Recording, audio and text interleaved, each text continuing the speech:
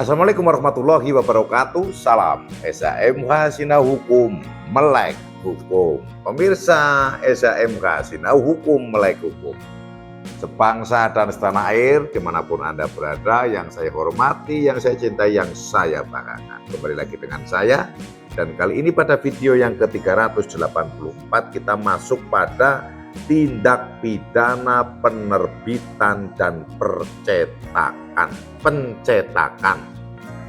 Penerbitan dan pencetakan. Kalau berbicara penerbitan dan pencetakan, ya bisa jadi ini termasuk juga pencetakan buku. Kemudian sekarang ini kan banyaklah pencetakan, termasuk juga di kampung-kampung itu juga kadang ada yang pasang apa itu semacam reklame itu kan, pencetakan surat undangan kan gitu kan. Tuh, buku-buku, majalah-majalah jelas. Kemudian juga surat kabar atau surat-surat pemberitaan itu juga termasuk penerbitan. Selain menerbitkan juga mencetak. Media kan, media massa yang melakukan penerbitan dan pencetakan. Ini mengatur itu.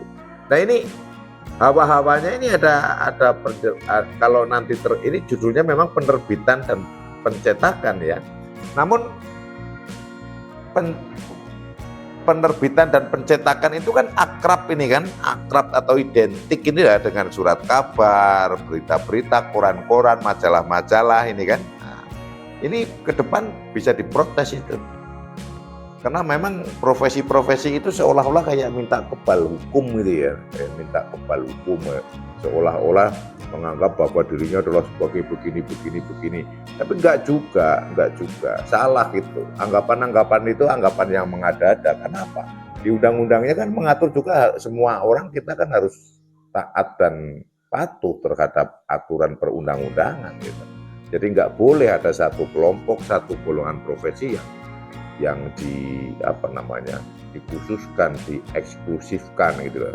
Kemudian kalau mau bebas misalnya dia nanti nulis nyetak kalimatnya yang macem-macem gitu, menghina orang, menghujat orang, ngata-ngatain orang. Kemudian kalau menggunakan ini kan opini, nggak bisa juga. Wah, kita negara merdeka, ya kita merdeka, kebebasan berpendapat kita juga dijamin oleh negara kita. Tapi ingat, di Undang-Undang Dasar 1945 perubahan itu yang sudah diamandemen di pasal 28 huruf C itu ya segala sesuatunya kebebasan itu ya mengikuti peraturan perundang-undangan. Nggak ada dalam artian bebas 100% itu nggak ada. Tapi ini rawan ini besok pada protes ini. Coba diingat nanti omongan saya, pada protes enggak. Lama ini kan protes kayak ini bersumber ini supaya ini mengatasnamakan masyarakat harus tahu begini, enggak juga, enggak maksud saya enggak juga itu enggak 100% juga, enggak. Kadang ada juga yang mau tanda petik gitu ya, agar sebagai semacam kayak ada keperpihakan gitu kan, ada keperpihakan. Apalagi kapasitasnya itu kan hanya menerbitkan gitu.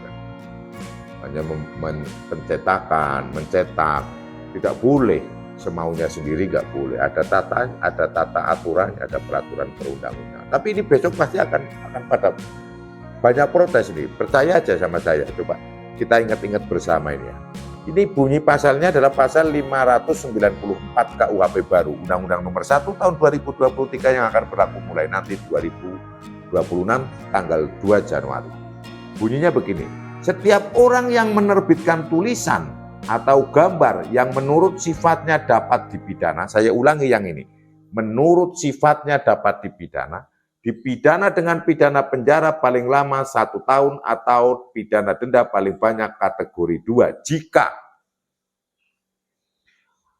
orang yang meminta menerbitkan tulisan atau gambar tidak diketahui atau pada teguran pertama setelah dimulai penuntutan tidak diberitahukan.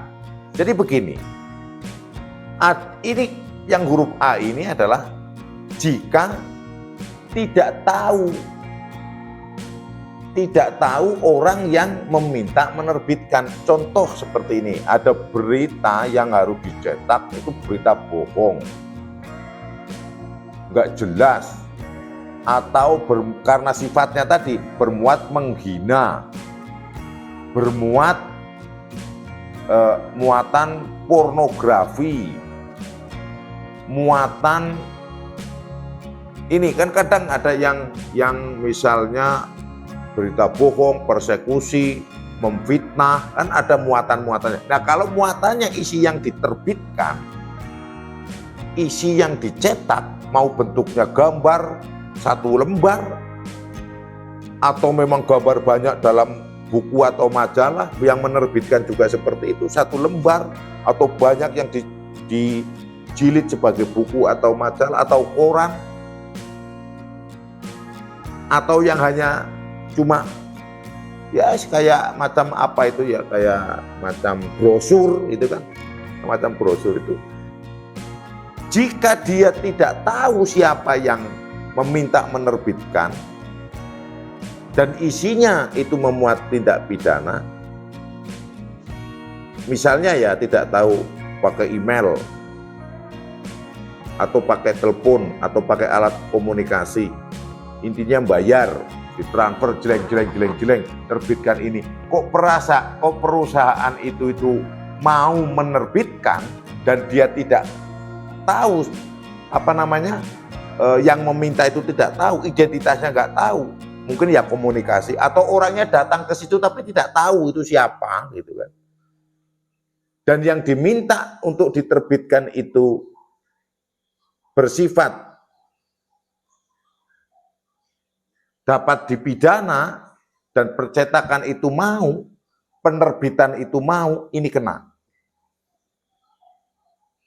Intinya mau menerima orderan tapi orangnya nggak diketahui, sehingga kan susah nanti kedepannya akan yang bertanggung jawab siapa kan gitu. Jadi dengan adanya pasal ini maka pihak percetakan, pihak penerbitan itu wajib tahu siapa orang yang meminta diterbitkan, siapa orang yang memesan, sehingga tidak bisa ada tutup-tutupin lagi, sumbernya ditutup, saya berhak untuk menutupi sumbernya, nggak boleh lagi di sini. Karena nanti si sumbernya inilah yang akan dilakukan apa namanya, pertanggungjawaban pidana, pertanggungjawaban perbuatannya. Lu yang mesen, lu saya memang mencetak, tapi itu lu Pak yang mesen. Tentunya kan kalau ada yang memesan dan yang mesen itu jelas, misalnya si A, rumahnya sini, alamatnya sini, profesinya ini, nomor HP-nya ini, fotokopi KTP-nya ini misalnya, itu kan jelas. Sehingga pihak pencetakan lepas dari ini. Oh iya Pak, oh iya Bapak aparat penegak hukum, saya memang menerbitkan ini, saya memang mencetak ini, tapi pesanannya adalah Bapak A, atau Ibu A, atau Nyonya I. Jelas, sehingga yang bertanggung jawab dia. Namun kalau yang tidak diketahui kok posisinya dia apa namanya tetap mau mencetak dan kemudian disebarluaskan, sehingga kan kalau ditanya siapa ini yang meminta, nggak tahu ya Pak, ya pokoknya orangnya pesan ini pakai telepon begini-begini. Nah, ini yang dipidana di sini. Dan itu bisa juga ini untuk mencegah modus. Sebetulnya si penerbit atau si pencetak ini yang membuat sendiri, ide-ide dia sendiri, baik orang per orang maupun berbentuk korporasi atau perusahaan, si penerbitan dan pencetakan ini, yang penting supaya laku keras. Begitu ada persoalan karena itu bersifat tindak pidana, baik pornografi, penghinaan, atau persekusi, atau pencemaran nama baik seseorang atau apa, kemudian dia berkudung, berpayung. Oh mohon maaf Pak, saya tidak tahu yang pesan, tapi ada yang pesan kok. Padahal sebetulnya nggak ada, ngarang-ngarang itu modus untuk ngeles itu kan, untuk menghindari ini, seolah-olah bukan dirinya, padahal itu idenya dia kan. Ini untuk menutup celah-celah seperti itu, bagus ini pasal ini, sehingga ke depan itu penerbit dan pencetak yang bisa berisi berita, bisa berisi informasi, bisa berisi hal-hal yang baik-baik maupun yang negatif, ini bisa dipertanggungjawabkan, sehingga dia bisa dipidana, sehingga tidak asal dan tidak bisa asal alasan, wah saya tidak tahu Pak yang pesan, atau malah yang ketiga, itu kan tadi kan ada yang memesan dia tidak tahu identitasnya siapa, tetap mencetak, yang pertama. Yang kedua sebetulnya idenya dia sendiri, tetapi pura-pura kalau ada ngomong yang memesan, kan seperti itu, untuk modus kan. Itu. Dan ini jika huruf A tadi, orang yang meminta menerbitkan tulisan atau gambar tidak diketahui. Nah, huruf A ada ataunya, atau pada teguran pertama setelah dimulai penuntutan tidak diberitahukan. Nah, jadi maksud dari sini ada persoalan, ada teguran, sudah ada proses hukum. Setelah ada proses penuntutan, ya tidak diberitahukan. Siapa ini yang memesan? Terus nyetak-nyetak saja, kena ini. Jadi ada alternatifnya, ada pilihannya. Tapi yang paling mudah untuk dibuktikan atau untuk diilustrasikan adalah menerima pesanan untuk dicetak, baik gambar atau tulisan, untuk diterbitkan, baik gambar maupun tulisan, namun siapa yang memesan itu tidak tahu, namun tetap mencetak. Yang huruf B, penerbit mengetahui atau patut menduga bahwa orang yang meminta menerbitkan pada saat penerbitan tidak dapat dituntut atau menetap di luar negeri. Ini adalah untuk menghindari bahwa zaman sekarang pemesanan itu bisa dari mana. Contohnya misalnya dari negara luar negeri sana, dari negara asing ngomong kepada penerbit dan pencetak di Indonesia, bla bla bla bla, transfer, padahal dia tahu orang yang pesan itu menetap di luar negeri. Saya ulangi huruf B, penerbit mengetahui atau patut menduga bahwa orang yang meminta menerbitkan pada saat penerbitan, gitu, orang yang meminta itu tidak dapat dituntut, yang pertama, atau menetap di luar negeri. Saya contoh ilustrasi mudahnya ya, orang itu menetap di luar negeri. Unsurnya ada dua. Penerbit itu mengetahui, berarti dia memang benar-benar tahu. Kalau orang yang meminta itu, meminta penerbitan dan pencetakan itu, dia menetap di luar negeri. Oh tahu. Atau unsur yang kedua, yang alternatifnya itu patut menduga bahwa, patut menduga, ini ngomong orang Indonesia kok nggak bisa bahasa Indonesia, ini jangan-jangan orang asing ini, WNA ini, bahasanya nggak bisa bahasa Indonesia kan, bisa jadi seperti itu keadaannya. Kemudian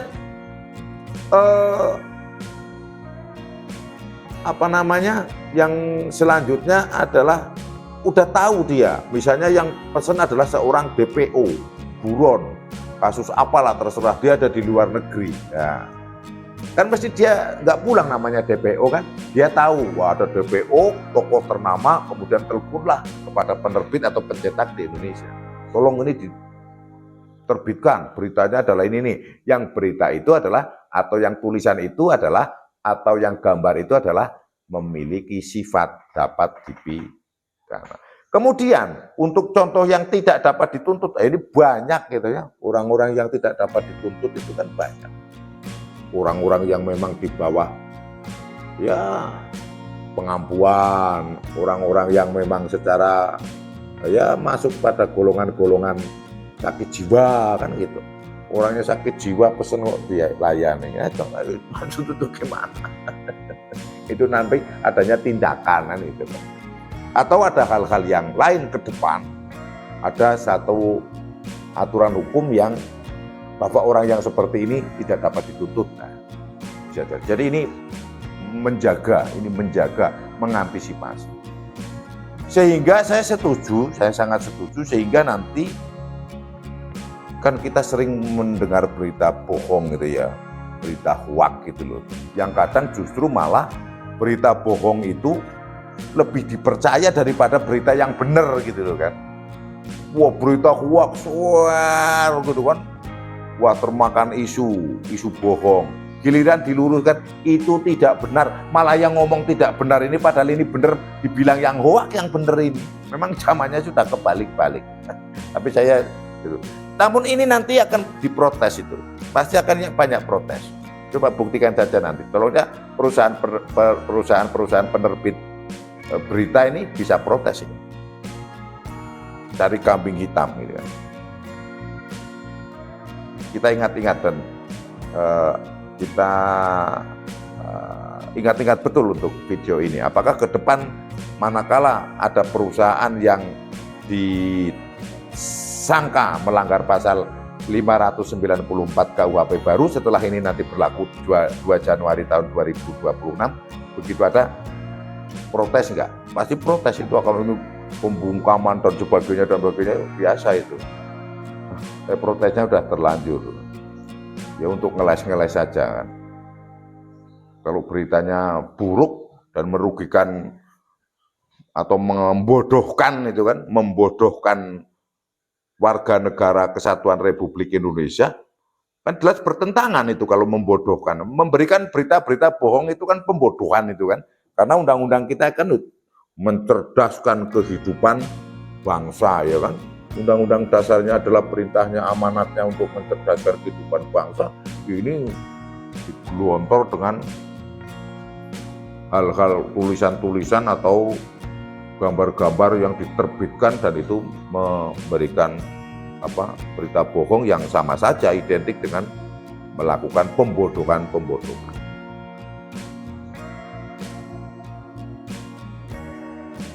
Saya ulangi lagi, pasal 594. Setiap orang yang menerbitkan tulisan atau gambar yang menurut sifatnya dapat dipidana dengan pidana penjara paling lama 1 tahun atau pidana denda paling banyak kategori 2 jika A. Orang yang meminta menerbitkan tulisan atau gambar tidak diketahui atau pada teguran pertama setelah dimulai penuntutan tidak diberitahukan, atau huruf B. Penerbit mengetahui atau patut menduga bahwa orang yang meminta menerbitkan pada saat penerbitan tidak dapat dituntut atau menetap di luar negeri. Itu bunyinya. Itu yang bisa saya sampaikan pada video ke-384 ini. Semoga dapat dipahami dan bermanfaat. Apabila ada salah kata, salah ucap yang saya sampaikan, mohon dimaafkan dan dimaklumi. Kirim komentar yang membangun channel Sinau Hukum Melek Hukum. Dan saya mengucapkan terima kasih sebanyak-banyaknya rekan-rekan telah menonton seluruh video SHMK. Jangan di-skip, tonton video dari awal sampai akhir. Salam SHMK, Sinau Hukum Melek Hukum. Wassalamualaikum warahmatullahi wabarakatuh. Terima kasih.